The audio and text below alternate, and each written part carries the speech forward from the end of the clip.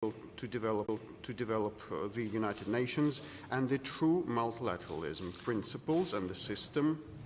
And I must say that these principles of the true multilateralism have for a number of years been flouted by the West, that has undertook the tactics of instilling into the world arena the unilateral world order for it to stay for good.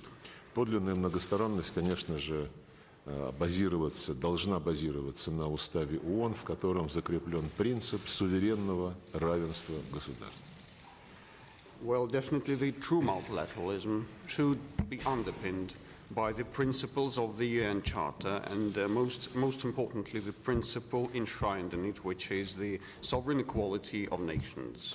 И, безусловно, мы обсудим сегодня любые другие вопросы, которые вам представляются важными. And no doubt today we'll talk any other issue that you deem to be important. И затем во второй половине дня у вас предстоит встреча с президентом Российской Федерации, что лишний раз подчеркивает то значение, которое мы придаем диалогу с нашими коллегами из Организации Объединенных Наций. And afterwards, after dinner in the afternoon, you are scheduled to have a meeting with the President of the Russian Federation, which definitely emphasizes the importance that we attach to our contacts with the United Nations. Еще раз добро пожаловать. A warm welcome once again, sir. Thank you very much.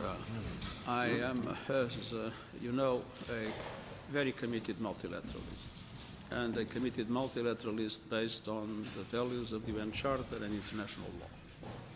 I know that we have today, facing the complex situation in Ukraine, different interpretations about what's happening in Ukraine. But that does not limit the possibility to have a very serious dialogue on how best we can work to minimize the suffering of people.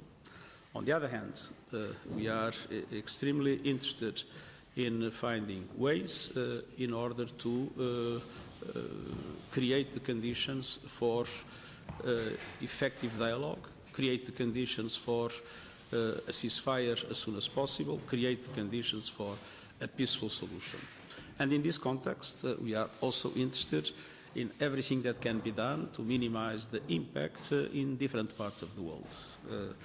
We are witnessing, and I'll be going to Africa after these visits, we are witnessing the dramatic impacts of the war in the situations that we have in countries that face already the COVID, that face the uneven access to resources after the COVID, in the very unfair way that the international financial system works, and now with the increase of prices that has accelerated.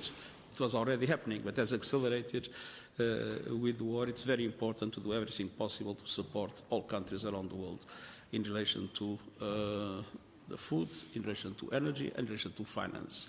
So these are also very deep interests that I have in the present moment, to do everything possible to end the war as soon as possible and to do everything possible to minimize the suffering of the people and to address the impacts in the vulnerable populations in other parts of the world. And at the same time, there are a number of other points in the agenda that we are very much interested in discussing in depth with the Russian Federation.